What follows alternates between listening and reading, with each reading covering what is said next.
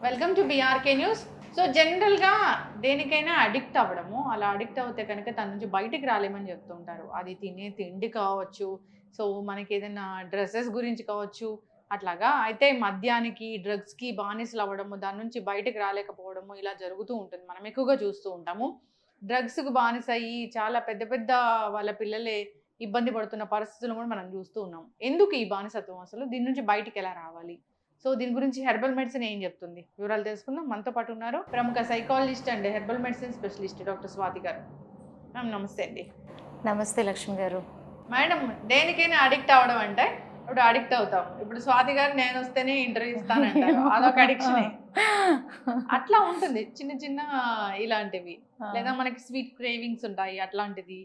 లేదంటే కొందరికి shopping addiction అనేది ఉంటుంది. అది అడిక్షనే అంటాంగా? అంతే అంతే ఆ! మరి. అట్లాగా.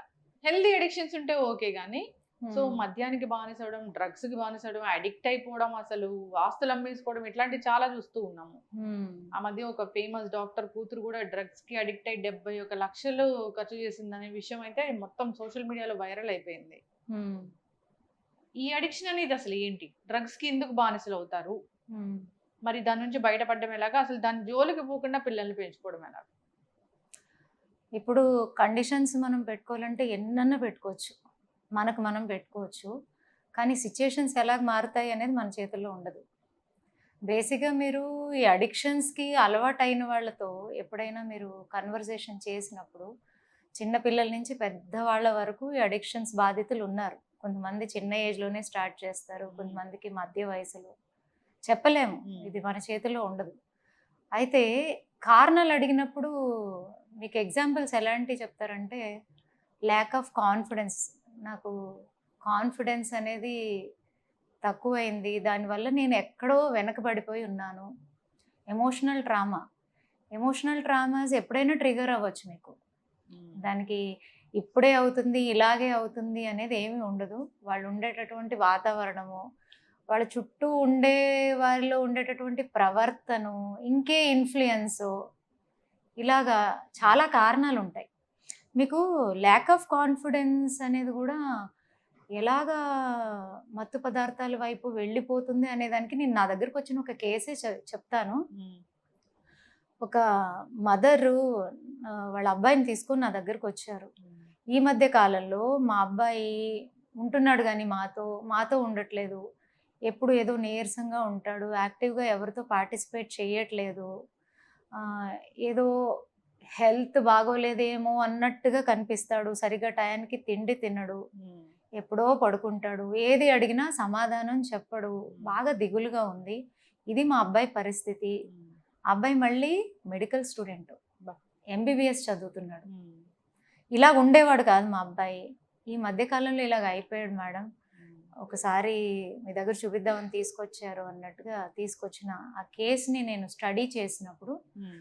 నేను అబ్బాయిని ఇండివిడ్యువల్‌గా కౌన్సెలింగ్ చేశాను. కౌన్సెలింగ్ చేసినప్పుడు అబ్బాయి విషయంలో నాకు చాలా అసల ఏంటిది ఇప్పుడు పిల్లల్ని చదివిచ్చాలి అంటే పేరెంట్స్‌కి చాలా వాళ్ళు చాలా పాపం సాక్రిఫైసెస్ ఉంటాయి. ఆ లెవెల్ వరకు ఆ కిడ్‌ని వాళ్ళు తీసుకెళ్ళగలిగారు. వాళ్ళని మోటివేట్ చేశారు. ఈవేళ అలాంటి ఒక చదువుని ఆ బాబు చదువుతున్నాడు. అలాంటి పిల్లోడు ఇలాగ అయిపోయాడు అంటే హ్మ్. నిజంగా ఆలోచించాల్సినటువంటి విషయమే గదా! అవును. సో, అప్పుడు ఆ అబ్బాయిని కౌన్సెలింగ్ చేస్తున్నప్పుడు నిదానంగా నాకు కొన్ని విషయాలు తెలిసాయి. హ్మ్. ఈ అబ్బాయి ఎంబీబీఎస్ చదవడానికి ఎక్కడో దూరపు ప్రదేశంలో ఈ అబ్బాయికి సీటొచ్చింది. హ్మ్. అక్కడ చదువుకోవడానికి వెళ్ళాడు. ఈ అబ్బాయి మంచి బ్రిలియంట్ స్టూడెంట్. హ్మ్. కానీ ఈ అబ్బాయి ఎగ్జామ్స్ ఫియర్ అనేది దానికి ఎప్పటినుంచో ఉంది. హ్మ్. ఇప్పుడు ఒక లెవెల్ వరకు ఎగ్జామ్స్ రాయడము హ్మ్. ఎలాగోలా కోపప్ అయిపోయాడు. కానీ మెడికల్‌కి ఎంటర్ అవ్వంగానే తనకి తెలవకుండానే ఒక మెడికల్ ఎడ్యుకేషన్ అనేది చాలా డిఫరెంట్‌గా ఉంటుంది అని విన్నాను. వాళ్ళకి చాలా సబ్జెక్ట్ అవును. వైస్ గూడా ఎక్కువగా ఉంటాయి. వాళ్ళు ఎక్కువ ఎఫర్ట్ పెట్టాల్సుంటుంది. ఆ నాలెడ్జ్ గెయిన్‌లో వీళ్ళు చాలా విషయాల్ని సాక్రిఫైస్ చేయాల్సినటువంటి పరిస్థితి ఉన్నప్పుడు ఆ అబ్బాయికి కాలేజ్‌కెళ్ళడం, చదవడం ఒక ఎత్తున అంతా బానే ఉంది గానీ, ఎగ్జామ్స్ దగ్గరకు రాంగానే ఒక తెలవని ఫియర్ మొదలైపోయింది. హ్మ్. రేపు ఎగ్జామ్స్ ఎలాగ రాస్తాను? సరిగ్గా రాయకపోతే పరిస్థితి ఏమవుతుందో? నేను నా పేరెంట్స్‌ని ఎలా ఫేస్ చేయగలను? క్లాస్‌లో ఐ మీన్ ఉంటారు కదా తనతో చదువుకునేటటువంటి స్టూడెంట్స్ని నేను ఎలా ఫేస్ చేయగలను అనే ఫియర్లో ఉన్న సమయంలో చూడండి, టైం కూడా తెలియదు మనకి. అలాంటి టైంలో ఒక గ్రూప్ ఆఫ్ ఫ్రెండ్స్ ఈ అబ్బాయిని కాంటాక్ట్ చేశారు. ఈ అబ్బాయి నేచర్ని అంతా గమనించి, వాళ్ళు కొంచెం ఫాస్ట్ ఉన్న పిల్లలు, ఆల్రెడీ కొన్ని అడిక్షన్స్లో ఉన్న పిల్లలు ఈ అబ్బాయిని ఎలా మౌల్డ్ చేశారంటే, ఈ అబ్బాయికి ఏదైతే వీక్ పాయింట్ ఉందో దాన్ని వాళ్ళు ట్రిగర్ చేసి, మేము నీకు కొన్ని సపోర్టింగ్ది ఒక ఐడియా చెప్తాము, నువ్వు అవి తీసుకుంటే నువ్వు ఫియర్ లేకుండా నువ్వు ఎగ్జామ్ని రాస్తావు అని ఆ అబ్బాయికి డ్రగ్స్ అలవాటు చేశారు. అలవాటు అయిపోయిన అబ్బాయి ఎగ్జామ్స్కి సరిగా ప్రిపేర్ అవ్వక, ఆ అలవాట్లో ఉన్న వాళ్ళ అంటే మానసిక స్థితి కానీ అన్నీ చాలా భయంకరంగా ఉంటాయి. మనం సినిమాల్లో చూస్తుంటాం కదా, సేమ్ అలాగే ఉంటుంది వీళ్ళ బిహేవియర్స్ అన్నీ కూడా. సో అలాగా అబ్బాయి చాలా డౌన్ అయిపోయి, సబ్జెక్ట్స్ అన్నీ కొంచెం మిగిలిపోయి, అక్కడ ఎక్స్ప్రెస్ చేయలేక, అబ్బాయి అలాగ అయిన తర్వాత అక్కడ విదిన్ ద కాలేజ్లోనే అక్కడ మెడికల్ టీమ్స్కి అన్నీ చూపించుకున్నాడు, అన్నీ చేశాడు. అక్కడ కూడా బీయింగే మెడికల్ స్టూడెంట్ అయి కూడా కౌన్సిలింగ్ తీసుకుని ఏ దారి లేక అక్కడ ఉండలేక ఇంటికి వచ్చేసాడు. ఇక్కడ పేరెంట్స్కి ఎక్స్ప్రెస్ చేయలేని పరిస్థితి ఉన్నప్పుడే వాళ్ళ మదర్ నా దగ్గరికి తీసుకొచ్చినప్పుడు ఈ విషయాలన్నీ బయటపడ్డాయి. సో ఫస్ట్ అబ్బాయికి అబ్బాయి ఇప్పుడు రికవర్ అయిపోయాడు, ఈ క్లియర్డ్ హిస్ సబ్జెక్ట్స్. ఇప్పుడు రీసెంట్గా అబ్బాయి ఎంబీబీఎస్ని కంప్లీట్ చేసి నెక్స్ట్ కోర్స్లో వెళ్తున్నాడు. వచ్చినప్పుడల్లా కనిపించి వెళ్తాడు. నేను అబ్బాయికి ఆ అడిక్షన్ నుంచి బయటకు తీసుకురాగలగడానికి కారణము, ఫస్ట్ అబ్బాయి తనకు తను మారాలనుకున్నాడు, అనుకోవాలి, తనకు తను బాగా అవ్వాలి అని అనుకున్నాడు. సో చూడండి, అడిక్షన్స్ ఎలాగన్నా మనకు తెలియకుండా మనం అడిక్ట్ అయిపోతాము, కానీ దాని నుంచి బయటికి రావాలి అనే సంకల్పము ఎవరిలో ఉండాలి? వాళ్ళల్లోనే ఉండాలి. ఇప్పుడు ఒక మనిషి ఏదైనా చెడు అలవాట్లకి వెళ్ళాలి అని అనుకున్నప్పుడు తనకి ఎవరు సపోర్ట్ చేశారు? పక్కన ఎవరో వచ్చి చెప్పేది ఉండదు. ఎవరు ఎంత చెప్పినా ఫస్ట్ డిసిషన్ ఎవరు తీసుకుంటారు? స్వతహాగా ఆ వ్యక్తే కదా తీసుకుంటాడు. అంటే మానసికంగా తను ప్రిపేర్ అయిపోయాడు, నేను దాని ఒక అలవాట్లోకి వెళ్ళాలి, ఆ సపోర్ట్ లేనిదే నేను ఉండలేను, ఈ మానసిక స్థితి నుంచి, ఈ సిచ్యుయేషన్ నుంచి అదేదో నాకు బయటపడేస్తుంది అనే ఆలోచనతో వెళ్ళాడు. మరి అది రికవరీ అవ్వాలి అన్నా ఎవరెవరైతే అడిక్షన్ అనే స్థితిలో ఉన్నారో ఎవరు డిసిషన్ తీసుకోవాలి? మన మార్కెట్లో వింటూ ఉంటాం కదా, డీ అడిక్షన్స్కి there are so many medicines, మీకు అన్ని రకాలవి దొరుకుతూ ఉంటాయి. కానీ 100% చెప్తాను, ఎవరైతే ఆ డీ అడిక్షన్స్కి గురి అవుతారో వాళ్ళకి ఫస్ట్ మందు. ఇవేమీ చేయలేవండి, ఏమీ చేయలేవు. సో చూడండి, ఒక లైఫ్, ఇప్పుడు అబ్బాయి కనుక తను స్టెప్ తీసుకుని తను రికవర్ అవ్వాలి అనేది ప్రయత్నం చేయకుండా ఉండుంటే ఈవేళ అబ్బాయి లైఫ్ ఏమై ఉండేది? ఒక డాక్టర్గా ఒక సొసైటీకి వచ్చి ఎంతమందికి సర్వీస్ చేసే ఒక వ్యక్తి లైఫ్ ఏమైపోయింది అది చెప్పండి. సో ఇలాగ రకరకాల కారణాల వల్ల ఈ అడిక్షన్స్కి వెళ్ళిపోతారు. అండ్ మీకు క్లియర్ కట్గా ప్రతి పర్సన్కి తెలుసు ఎవరైతే ఈ అడిక్షన్స్లో ఉన్నారో, అది నేనే దేనికైతే ఏ వస్తువుకైతే నేను అలవాటు పడి ఉన్నానో అది నన్ను ఏదో ఒక రోజు నన్ను టర్మినేట్ చేసేస్తుంది అన్న విషయం అందరికీ తెలుసు. ఇప్పుడు సిగరెట్ కాల్చే వాళ్ళకి తెలియదండి, ఫస్ట్ సిగరెట్ కాల్చాలంటే వాళ్ళు పెట్టి ఓపెన్ చేసేటప్పుడు ఆ పిక్చరు చూడడానికి ఎంత భయంకరంగా ఉంటుందండి. మీకు క్యాన్సర్కి కారణం ఇది ఇన్ఫార్మ్ చేస్తున్నాము అనే వాడు మార్కెట్లో దాన్ని అమ్ముతున్నప్పుడు వాడు చూస్తాడు, వాడికి తెలుసు మనసులో ఏదో ఒక రోజు నేను దీని నుంచి బయటపడకపోతే ఈ పరిస్థితి నాదే కదా అని ఫియర్ ఉంటుంది. ఉండి కూడా స్టెప్ తీసుకోలేని పరిస్థితిలో ఉన్నారు అని అంటే మరి ఆ అడిక్షన్ అనేది మనిషిని ఎంత మౌల్డ్ చేసేస్తుంది, ఎంత పవర్ఫుల్గా మౌల్డ్ చేసేస్తుందండి. డ్రింక్ చేసేవాడికి తెలుసు నా లివర్ చెడిపోతుంది, ఏ రోజన్నా నా పరిస్థితి ఏదన్నా అయిపోతుంది, వాళ్ళు అన్నీ తెలిసి కూడా వాళ్ళు దాని నుంచి బయటపడలేరు. సో బయటపడాలి అన్న వాళ్ళే ఆలోచించుకుని వాళ్ళే డిసైడ్ అయ్యి, ఆ సంకల్పం అంటారు చూడండి, ఆ స్ట్రాంగ్ సంకల్పం ఎవరికైతే ఉంటుందో వాళ్ళు మాత్రమే దీని నుంచి బయటికి రాగలరు. అందరూ రాలేరు, కానీ అందరూ రాని వాళ్ళని కూడా తీసుకొచ్చే అవకాశాలు మనకి బోల్డ్ ఉన్నాయండి. ఈవెన్ ప్రకృతి కూడా మనకి ఇచ్చింది. నేను మీకు చెప్తాను, ఓన్లీ అడిక్షన్స్కి మాత్రమే ఇది పనిచేస్తుంది. ఓకే, ఈ అడిక్షన్ ఉన్న వాళ్ళు ఎవరైనా సరే చాలా థెరపెటిక్ వేస్ ఉంటాయి, కొన్ని సిస్టమ్స్ ఉంటాయి. ఇవన్నీ సపోర్ట్ తీసుకుంటడం ద్వారా ఒక 8 నుంచి 15 రోజులు కనుక వాళ్ళు ఫాలో అయితే 50% అడిక్షన్ నుంచి బయటకు వస్తారు. దాన్ని అలాగ ఒక 3 months to 6 months వాళ్ళు అలాగే అలవాట్లో పెట్టుకుంటే 100% అడిక్షన్ నుంచి బయటకు వచ్చేస్తారు. ఎలాగా అంటే మీకు ఇప్పుడు అడిక్షన్ ఎవరైతే ఉన్నారో ఆ వస్తువుని వదలాలి అని అంటే ఫస్ట్ వాళ్ళ పవర్ ఏంటో వాళ్ళు తెలుసుకోవాలి. ఇప్పుడు కాలు నడకకి ఇబ్బంది ఉన్నదండి ఇంట్లో ఎవరు ఒకళ్ళకి, వాళ్ళు లెగిసి నడవలేరు. అప్పుడు వాళ్ళు ఏం చేస్తారు? సపోర్ట్ తీసుకుంటారు. ఎలాంటి సపోర్ట్లు తీసుకోవచ్చు? ఎగ్జాంపుల్ ఏదైనా మన ఇంట్లో వాళ్ళ సపోర్టే కావాలి అప్పుడు. ఇంట్లో వాళ్ళ సపోర్ట్ కావాలి. ఈవెన్ మనకి వాకర్స్ ఉంటాయి, లేదా వాకింగ్ స్టిక్ ఉంటుంది, ఇవన్నీ తీసుకుంటాం కదా. అంటే నడవలేని వాళ్ళకి కూడా ఏదో ఒక సపోర్ట్ మనకి పక్కన కనిపిస్తుంది కదా. అలాంటిది దీనికి కూడా ఉండదు అని ఎలాగ అనుకుంటాం మనం? ఇలాంటి వాళ్ళకి సపోర్ట్ ఫస్ట్ వాళ్ళతో పాటు family, and where they care and share a deep love, ఒక రిలేషన్ ఉంటుంది వాళ్ళతోటి. అలాగే మనకి థెరపీ వేలో మీకు ఒక ప్లేస్లోనే మనం ఉండి డిఅడిక్షన్ సెంటర్స్ ఉంటాయి, అక్కడ ఉండి వాళ్ళ సపోర్ట్ తీసుకుంటూ అలాగ కూడా మనం బయటికి రావచ్చు. సో ఇలాగా అలాగే మీకు కొంచెం మన సంకల్పము మనకి కొంతవరకు సపోర్ట్ చేస్తుంది. 30% 40%. ఇప్పుడు మీరు చాలామందిని డిఅడిక్షన్కి ట్రై చేసిన వాళ్ళు ఉంటారు, డ్రింకర్స్ కానీ, డ్రగ్స్ అడిక్ట్స్ కానీ, స్మోకర్స్ కానీ. వాళ్ళు ప్రయత్నించినప్పుడు 4 రోజులు 5 రోజులు మానేసిన సిచ్యుయేషన్స్ ఉంటాయి. మానేస్తారు, మళ్ళీ ఎక్కడో ఎమోషన్ ట్రిగర్ అవ్వంగానే మళ్ళీ స్టార్ట్ చేసేస్తారు. అంటే ఆ 4-5 రోజులు అయితే మానగలిగారు కదా. సో అలాంటి స్టెప్స్తో పాటు కొంచెం మెడిటేషన్ సెంటర్స్, ఈ థెరపీస్ ఇస్తారు. అంటే మా లాంటి సెంటర్స్ ఎన్నో ఉంటాయి, నేనే కాదు ఉంటాయి, ఎక్కడైనా వాళ్ళకి ఉపయోగం అవ్వాలి, అది చాలా ముఖ్యం. సో అలాంటి సెంటర్స్, ఇలాంటివి సపోర్ట్ తీసుకోగలగాలి.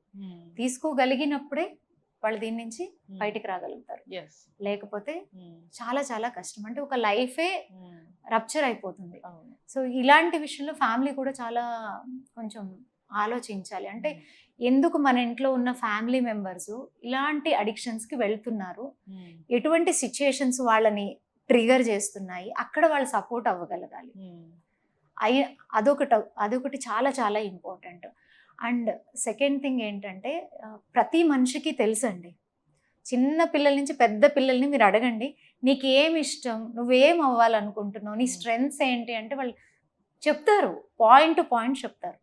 సో ప్రతి ఒక్కరూ ఫస్ట్ దాన్ని ఆలోచించుకోవాలంట. నేను ఇండివిజువల్గా నేనేంటి అసలు, నా స్ట్రెంగ్స్ ఏంటి, నేను ఎక్కడ సంథింగ్ డిఫరెంట్గా ప్రూవ్ చేసుకోగలను, నాకు ఎక్కడ ప్రైజింగ్ వచ్చింది అనేది తెలుసుకొని ఎప్పుడైతే తన వాల్యూని తెలుసుకుంటారో, అరే నేను సంథింగ్ బెస్ట్ ఉన్నాను కదా, దానికోసం నేను మారాలి అనే థాట్ అడిక్టర్ వాళ్ళలో వచ్చింది అనుకోండి, definitely they will come out of it. So it is very important.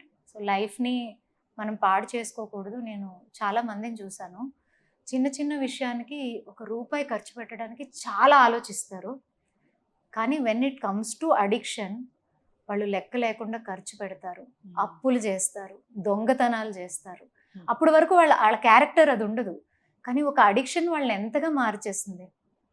So అది వాళ్ళు ఆలోచించుకోవాలి, వాళ్ళు స్టెప్ తీసుకోవాలి, వాళ్ళు బయటకు రావాలి. It is very important. Don't spoil life, it is very precious, one time life అది. సో మనకి ప్రకృతి కూడా చాలా హెల్ప్ చేస్తుందండి.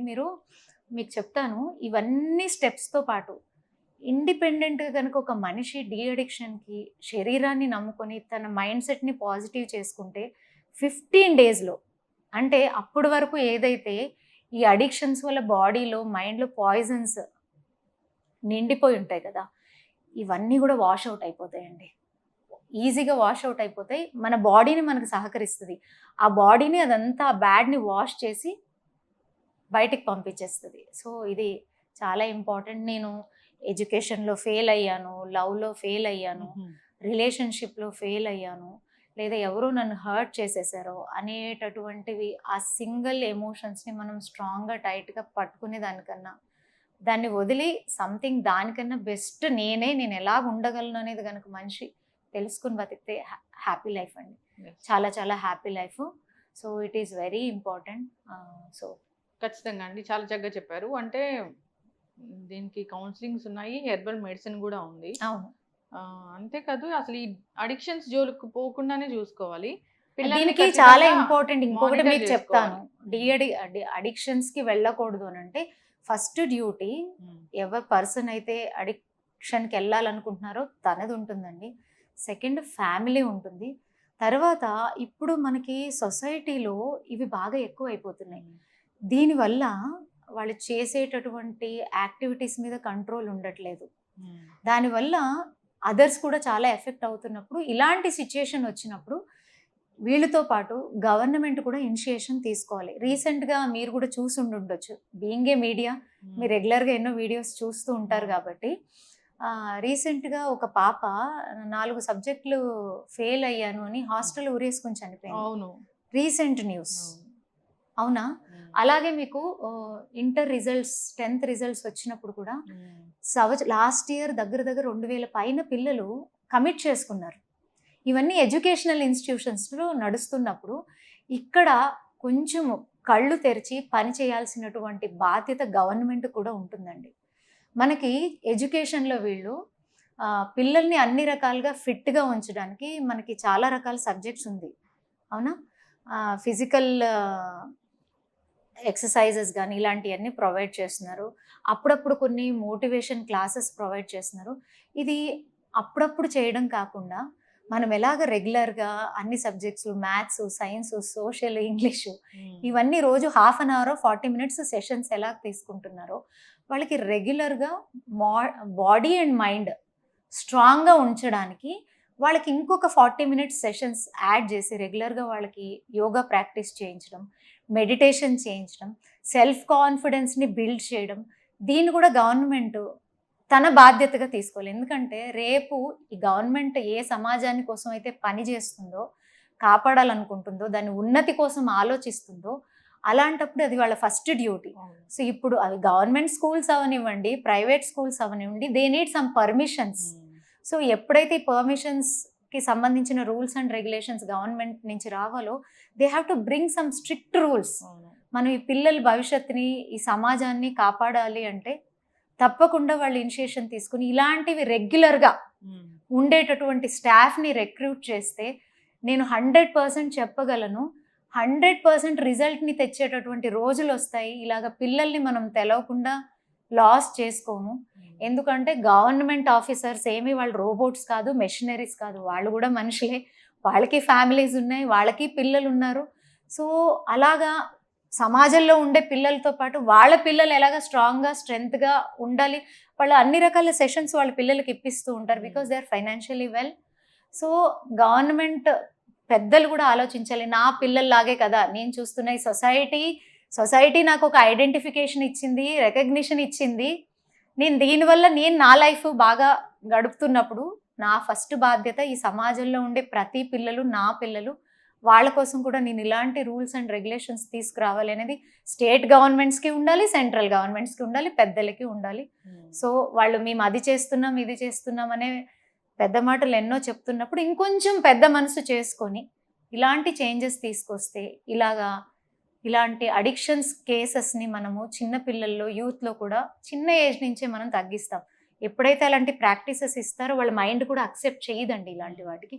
So it is very important. అవును, తల్లిదండ్రులు కూడా పిల్లల్ని మానిటర్ చేస్తూ ఉండాలి, చేయాలి. వాళ్ళ మీద ఎక్కువ బర్డెన్స్ పెట్టకూడదు, వాళ్ళకి ఎంత స్ట్రెంగ్త్ ఉంది, వాళ్ళు ఎలా వెళ్ళగలరు అనే దాని మీద ఫోకస్ పెడితే చాలు. అన్నిటికీ చదువు ఒక్కటే మార్గం కాదు. మరి చదువు ఒక్కటే మార్గం అయితే అందరూ జాబ్ హోల్డర్స్ అవ్వాలి. సో బిజినెస్ మెన్స్ ఎలా అవుతున్నారు, లేదంటే రకరకాల ఫీల్డ్స్లో ఎలా వెళ్తున్నారు అనేది కూడా గమనించుకొని చదువు ముఖ్యమే, కానీ వాళ్ళకి మరీ బర్డెన్ లాగా దాన్ని చూడకూడదు.